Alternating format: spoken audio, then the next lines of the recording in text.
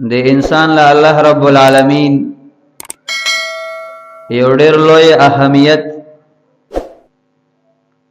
او دل یو لوی عزت ورکړي دي. که د مخلوقاتو په درمیان کې د دې انسان حیثیت ته وکتلی شي نو د الله رب العالمین د تمام مخلوقاتو مخدوم ګرځولې دي او دا تمام مخلوقات د دې انسان په خدمت کې لګیا دي. که الله رب العالمین د ازمکه پیدا کړی دا نو د انسان د ازمکه ته ضرورت او زکه د ازمکه د پاسه خپل ژوندۍ تیری په د ازمکه کې د لپاره د خوراک او د اسکاک او د کروندې تنظیم وي نو د دې انسان د ضرورتو د لپاره الله رب العالمین زمکه پیدا کړه. ک الله رب العالمین نور پیدا کړی دی نو د انسان ته د رڼا ضرورتو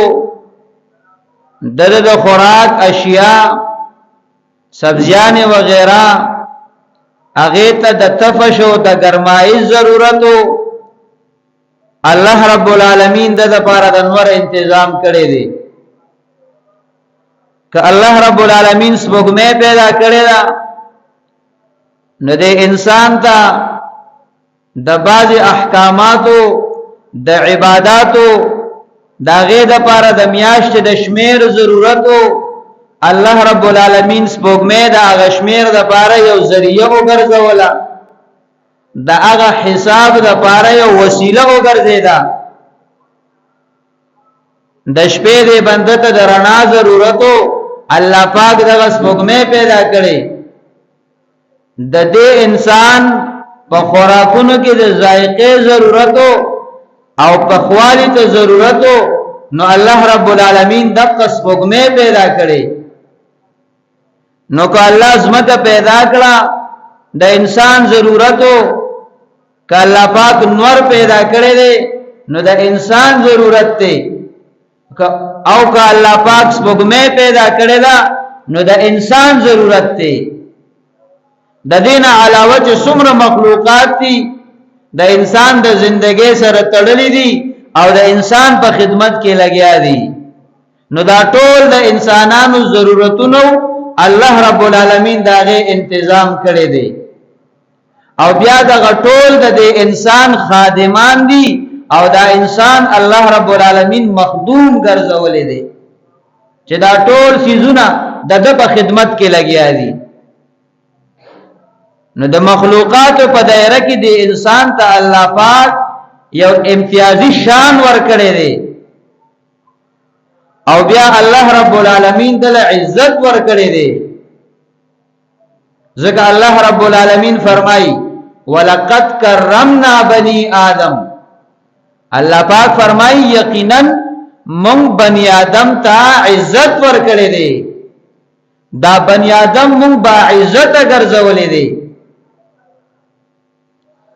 او دغه انسان چې الله رب العالمین دته شکل او صورت ورکړي دي او شکل او صورت الله رب العالمین فرمایي لقد خلقنا الانسان في احسن تقویم.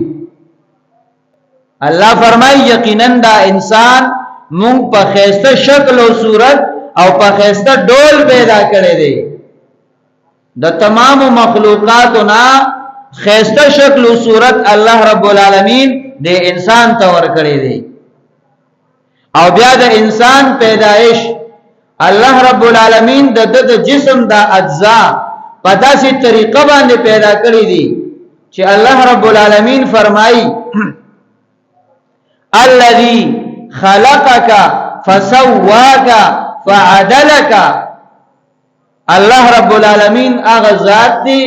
عزت والا ذات دی چې ته پیدا کړي ته برابر کړي او بیا ستا هر یو اندام او جز دای په صحیح توازن پیدا کړي. ستا د دوه پیری د دوانو تناسب او توازن دا برابر دی دو لاسونه دي دوانه برابر دي دو سترګې دو غوږونه دي ستا نور اندامونه دي نو هغه الله رب العالمین په یو صحیح شان پیدا کړی دي هغه کې الله پاک تناسب او توازن دا پوره پیدا کړی دی نو ګوره د مخلوقاتو په دایره کې تا ته اهمیت درکړی دی تا ته امتیازي شان درکړی دی ستا شکل او صورت الله پاک د ټولو نه خسته پیدا کړی دی الله رب العالمین عزتمن ګرځولې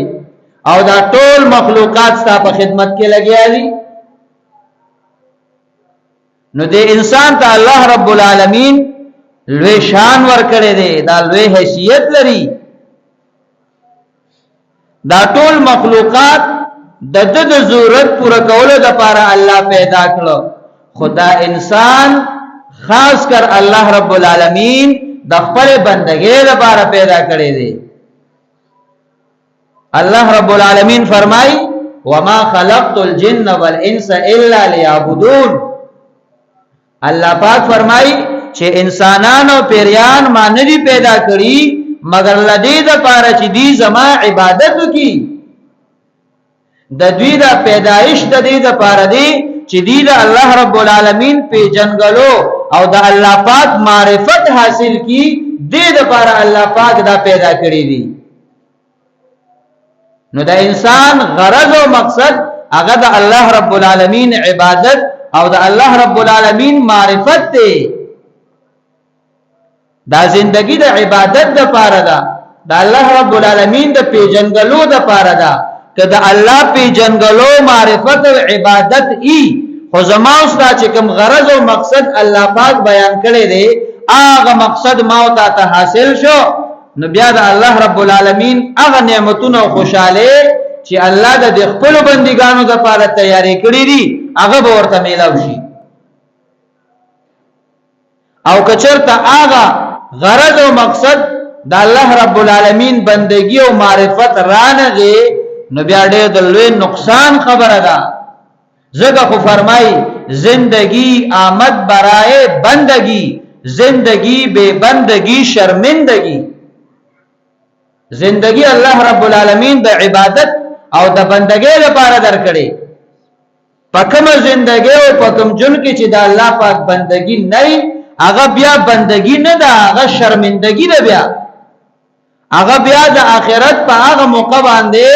ستاره لپاره وبال دی یو لوی مصیبت دی او د مشکلاتو او د تکالیف سره بیا مخه ده نو د الله پاک دومره لوی مهرباني چې په مخلوقاتو کې عزتمن ګرځولې